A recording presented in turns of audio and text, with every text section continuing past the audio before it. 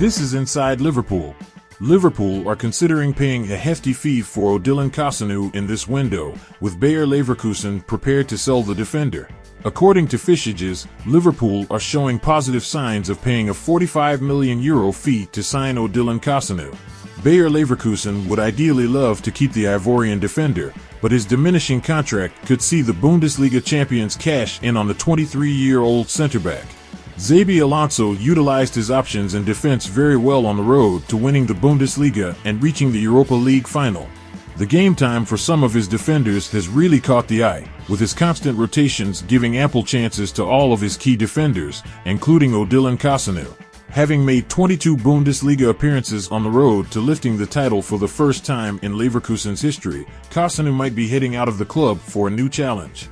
A host of Premier League sides have constantly kept tabs, including Manchester United, who have monitored him since January.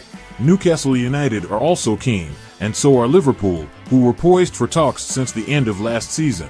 The Magpies are among the teams keeping close tabs, although the Merseysiders are visibly ahead in the race for the 23-year-old Kossounou.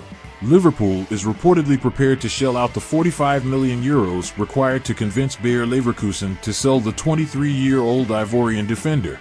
With 2 years left on his deal, this might probably be the best time for the Bundesliga champions to cash in or risk diminishing his value, especially if Premier League interest gathers pace over the course of next season.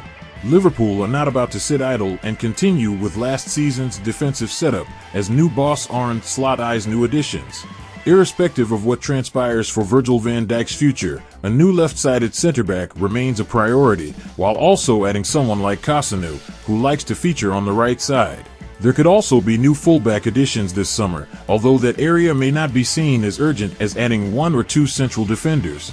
With Joel Matip gone, there's a big need to replace the Cameroonian, with Kossounou likely to be that man.